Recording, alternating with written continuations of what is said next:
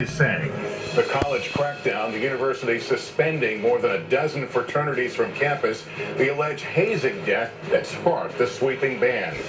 The juror sentenced to jail after he says he overslept 10 days behind bars with hardened criminals. After going through that, it's like my life will never be the same again. Is the punishment fair? The emotional apology in the courtroom today, and the tributes pouring in tonight for a pioneering acting legend. This is NBC Nightly News with Lester Holt. Good evening. The impeachment inquiry against President Trump is focusing tonight on newly obtained text messages suggesting political strings may have indeed been attached to the president's call with Ukraine, and revealing an American effort to nudge Ukraine into investigating Trump rival Joe Biden.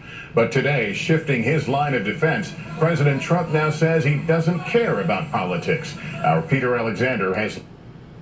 Just moments ago, House Democrats issuing a subpoena to the White House to turn over key documents related to President Trump and Ukraine. The president slamming the House inquiry, insisting his calls for Ukraine and China to investigate rival Joe Biden and his son have nothing to do with the 2020 election. And now House Democrats also demanding Vice President Pence turn over documents for the impeachment inquiry as well. Republican Senator Mitt Romney calling President Trump's latest actions both wrong and appalling. ABC's chief White House correspondent Jonathan Karl leads us off. Today, President Trump insisted his calls for Ukraine and now China to investigate his potential 2020 opponent, Joe Biden, have nothing to do with politics. I don't care about Biden's campaign, but I do care about corruption. Yet today, the Trump re-election campaign told ABC News it's spending $1 million this weekend on ads attacking Biden and his son Hunter on the very issues the president is asking Ukraine and China to investigate. Have you got foreign leaders for any corruption investigation? $1 million. Don't involve your political opponent. Are there other cases where we would have to look. Today, Senator Mitt Romney put out a blistering statement saying, when the only American citizen President Trump singles out for China's investigation is his political opponent in the midst of the Democratic nomination process, it strains credulity to suggest that it is anything other than politically motivated. Romney called the president's outreach to China and Ukraine, quote, wrong and appalling. The only other Republican senator who ventured to criticize the president, Ben Sasse of Nebraska, who put out a terse statement saying, quote, Americans don't look to Chinese commies for the truth. Contrast that with Florida's Marco Rubio. Do you think it's okay for President Trump to ask China to launch an investigation of Joe Biden and Hunter Biden? I don't know, that's a real request, or him just needling the press knowing that you guys were going to get outraged by it. In Iowa, a constituent practically begged Senator Joni Ernst to say something about the president's actions. Where is the line? When are you guys going to say enough? And stand up and say, you know what, I'm not backing any of this. Okay, so President Trump, if Was being held up. A key Republican, Senator Ron Johnson, also raising concerns, telling the Wall Street Journal that the diplomat Gordon Sondland told him military aid to Ukraine was contingent on launching an investigation. But that in an August phone call, Johnson says President Trump told him, no way, I would never do that. Who told you that? Meanwhile, President Trump today escalating his showdown with House Democrats, saying he's sending a letter to Speaker Nancy Pelosi demanding the full House must vote on the impeachment inquiry before the White House will turn over any requested documents. I know the lawyers think they've never seen anything so unfair. They've never seen anything so unjust. Also today, behind closed doors, lawmakers heard from the intelligence community's watchdog, who previously said the whistleblower's complaint was an urgent concern that appears credible. Late tonight, Biden lashing out at President Trump. All this talk to the president about corruption comes from the most corrupt president we've had in modern history. He's the definition of corruption. He's indicted himself by his own statements. And Peter, now we're learning House Democrats are subpoenaing the White House. Yeah, Lester, you're exactly right. That's coming late tonight. Democrats issuing that subpoena to the White House Chief of Staff Mick Mulvaney, demanding documents that could shed light on pressure from the president on Ukraine to get them to try to dig up dirt on Joe Biden. They have also requested documents from Vice President Mike Pence, Pence's spokesperson, blasting this move, saying it does not appear to be a serious request and that it is just part of a, quote, partisan impeachment. Lester. All right, Peter. Peter Alexander. Thank you, Peter. And in Ukraine, authorities there are now taking another look at that company tied to Joe Biden's son, Hunter Biden. Chief Foreign Correspondent Richard Engel is in Kiev tonight. Today, Ukraine's prosecutor general announced he's reviewing old corruption cases, including ones against the owner of a company that gave Hunter Biden a paid job on its board. We are looking at closed cases where decisions may have been made illegally, he said. It comes after President Trump urged Ukraine's president in that July phone call to investigate allegations raised by President Trump and his allies that while serving as vice president, Joe Biden pressured Ukraine to help his son. There's no evidence he did. We recently asked the former prosecutor general who oversaw the investigation into the energy company that hired Hunter Biden. Did you find any corruption by then Vice President Biden or Joe Biden's son, Hunter? I have declared that I don't know any possible violation of Ukrainian law, once again, Ukrainian law, by Biden and by the engineer. The current top prosecutor told us tonight his review is part of ongoing judicial reforms here, and that he was not pressured by President Trump, Ukraine's president, or anyone else. Lester? Richard Engel, thanks. Let's bring in Chuck Todd. Chuck, it's as if Boy, the we're plot looking at this thickens, through two doesn't it? separate universes these days. Where are we as a country after what we've learned just the last 48 hours? Well, look, I think we're at a crossroads as a country. I mean, look, we're extraordinarily polarized and divided. That we've known, frankly, for almost a decade. But what the president is now pressuring, essentially, us and as a country, testing the limits of the Constitution, what he has admitted to in the last 48 hours is essentially violations of his oath to the Constitution that the founders were always petrified of. They were petrified of foreign interference. So the point is this. This is a moment of truth for the Republican Party in particular, because condoning the behavior that the president has done publicly by asking for foreign influence and by admitting that, yes, he is doing this, if it is the way we suddenly do politics in this country and it's condoned, we are going to go down a rabbit hole, and we're going to go down a slippery slope that is going to question our institutions. It's basically going to question the legitimacy of our democracy in ways that I don't think we've quite fathomed. The point is, I do think that every elected official in that Congress has to be thinking about that going forward. All right, Chuck Todd. Chuck, thank you. Also developing tonight, news of another attempted cyber attack, this one by Iranian hackers who reportedly targeted President Trump's re-election campaign. Andrea Mitchell has more. Microsoft announcing the Iranian hackers tried but failed to penetrate a 2020 campaign, which the New York Times identifies as President Trump's. It's no coincidence that this attack has happened at a time when two things are in play. First, we're in the middle of a presidential campaign, and secondly, we're in the midst of increased tensions with Iran. The Trump campaign tells NBC News, "We have no indication any of our campaign infrastructure was targeted." Experts say Iran is getting more aggressive on cyber and could be responding to a Trump tweet in August showing a U.S. spy image of an explosion at an Iranian space center. The president writing, "I wish Iran best wishes and good luck in determining what happened." Microsoft says the Iranians did not succeed in compromising the campaign, but did penetrate 4 accounts out of 240 targeted, including journalists and government officials.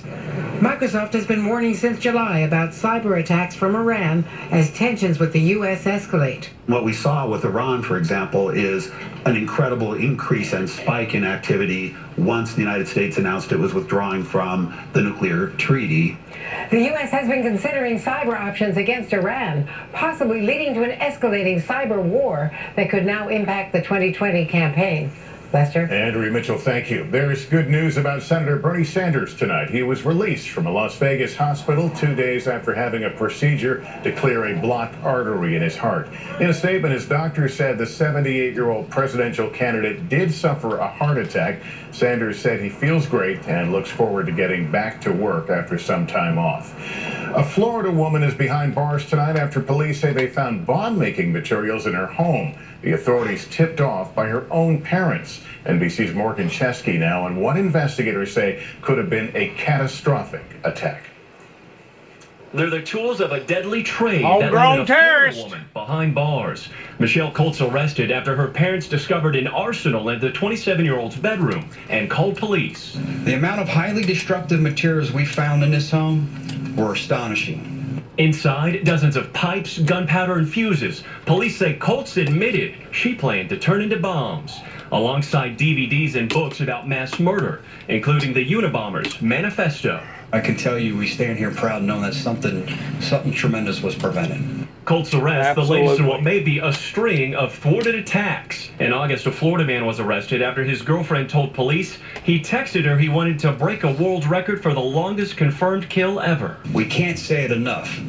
If you see something, say something. And tonight, officials say it would have taken less than 60 seconds to add the powder to detonate some of those pipe bombs, capable of what authorities are calling catastrophic damage. Lester? All right, Morgan, thank you. Tonight, one American college has launched a major crackdown on Greek life. Ohio University suspending 15 fraternities indefinitely after widespread allegations of hazing. The move coming nearly a year after the death of a freshman whose family is suing a fraternity alleging he was brutally hazed. The fraternity has denied wrongdoing. Overseas, the Duke and Duchess of Sussex are launching legal action for the second time this week, this time taking on two British tabloids accused of hacking their voicemail messages. Kristen Dahlgren has more. Enough for the folks sweating it out here down south. Tom? So true. All right, Rob, thank you. Overseas now, Prince Harry announcing plan. The owner of the stereotypes. It was very controversial. We were willing to walk away from all the cliches and all the caricatures of what black people are supposed to be. Knocked on my door. Earlier, Carol won a Tony for the musical No Strings. And in the 1970s, she was nominated for an Oscar for Claudine. She returned to TV in the 80s on the primetime soap Dynasty, which included battles with co-star Joan Collins that sometimes got physical. I was one of the first few women who said, we can all do this. Today, I see Diane Carroll's every place, and it makes my heart sing. Diane Carroll was 84 and leaves behind a great legacy. Diane Carroll was diagnosed with breast cancer 22 years ago, and she became a big advocate for breast cancer research. There is still much more ahead on tonight's CBS Evening News. Ohio University suspends nearly all fraternities amid allegations of hazing. We'll tell you why Prince Harry is taking more legal action against Britain. Is a spokesperson for the consortium that oversees Parmigiano production. We will fight against this kind of politician problem because we think we need the protection of the Italian government and the European Union. Producers hope they'll get help from Brussels, which may pay them to store these wheels for longer or help them sell to new markets elsewhere around the world. Meanwhile, Del Sante says he's optimistic the unique taste of this cheese will ultimately overcome any Trump-driven price shocks.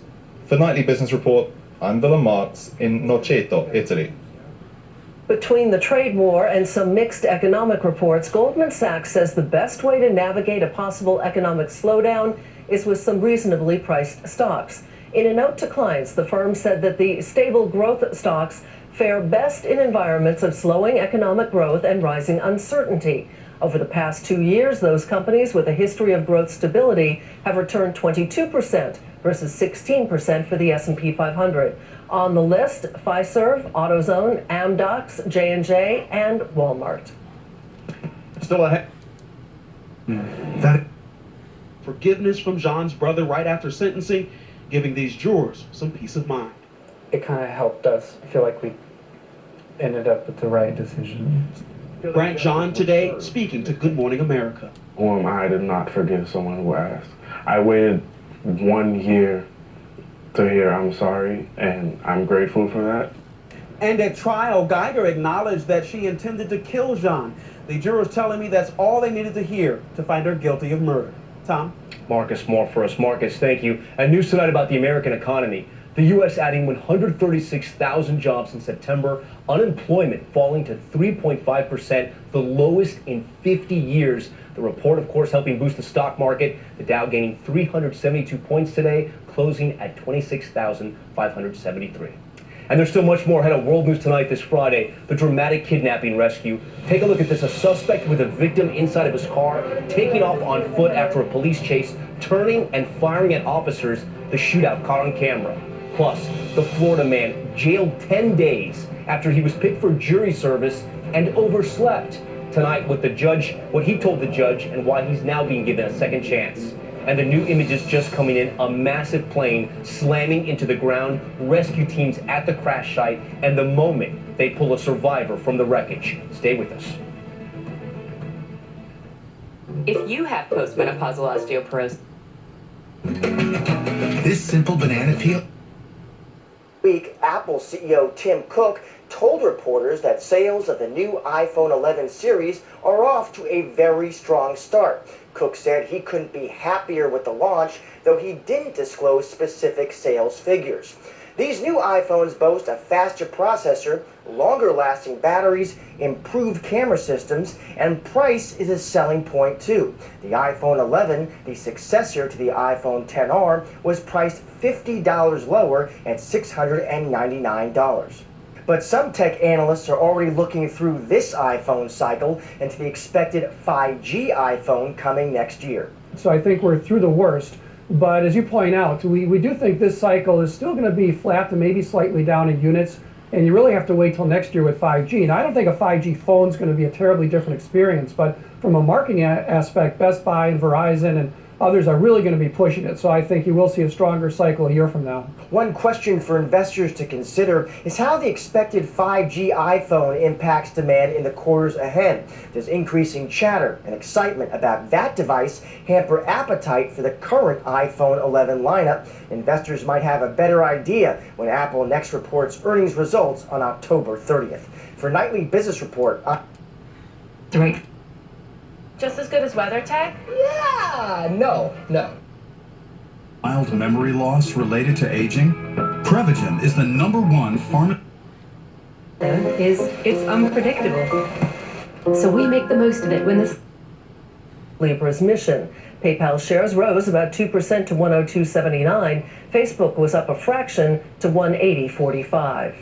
Smile Direct Club is denying allegations in a class action lawsuit brought last week by dental trade organizations, accusing the company of putting customers at risk and false advertising. Smile Direct says it has certification and its manufacturers are in compliance with FDA regulations. Shares rose about 7.5% to 14.72. Amusement park company Cedar Fair has reportedly turned down a $4 billion buyout offer from Six Flags. Reuters says that Cedar Fair felt that proposal was inadequate. Six Flags is already the world's largest theme park operator, and with this offer for Cedar Fair, it was looking to expand its operations and maybe achieve ticket pricing power. Cedar Fair shares dropped nearly 4% today to $58.35. Fold. And, it's kind of a perfect storm that all these different things happened. A Norwegian citizen married to Dennis's daughter, Bergen was killed instantly. When police arrived, they quickly determined the shooting was an accident. It comes a month after an Ohio mother shot her daughter in the arm, mistaking her for an intruder, a near-fatal mistake when she came home early from college. My girlfriend just came home from college, and her mom didn't know, and she accidentally shot her.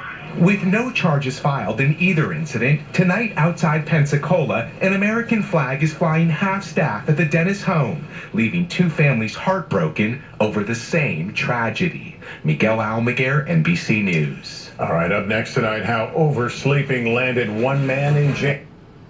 Round brush head. Go pro with Oral-B. Oral-B's gentle rounded brush head removes more plaque along the gum line for cleaner teeth and healthier gums. And unlike Sonicare, Oral-B is the first And if Congress is fair about this impeachment probe, the decision should not turn on any opinions about this president in general, but on the narrower, harder question of whether Donald Trump committed the high crime of abusing his office. If the House impeaches, that sets up a Senate trial. And one thing I can tell you about covering trials, you have to hear the prosecution and the defense to make any sense of them. And this is the other thing I'll tell you. We're going to try to do exactly that this Sunday at 9 p.m. Eastern, because I'm anchoring a live special here on MSNBC, Trump and Ukraine, the impeachment crisis. And we're going to go beyond these sometimes overwhelming days, including this one of breaking news, to take a step back and explore these larger questions, including a debate with two of the nation's legal experts on both sides. And if you want to hear a pitch only for impeachment, this Sunday may not be the program for you. But if you are interested in doing what we do here, trying to tackle hard questions on all sides of any potential trial of President Trump, then I hope you'll join me and Melissa Murray and Maya Wiley and John Flannery and David Rivkin and Pulitzer Prize winners John Meacham and Eugene Robinson. That is this Sunday at 9 p.m. Eastern.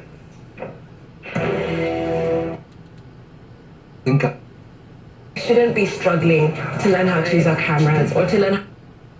Diagnosed with Dupuytren's contracture. $5 on Warren, which I've always been pretty bullish on her, but she seems to be doing well.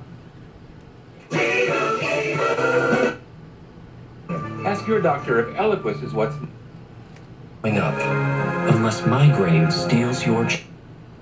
I think they're really gaining share from the department stores. His mind. He's learned to send wireless signals to sensors implanted near his brain that move his arms and legs. And over 2 years, he's walked about the length of a football field. That is progress.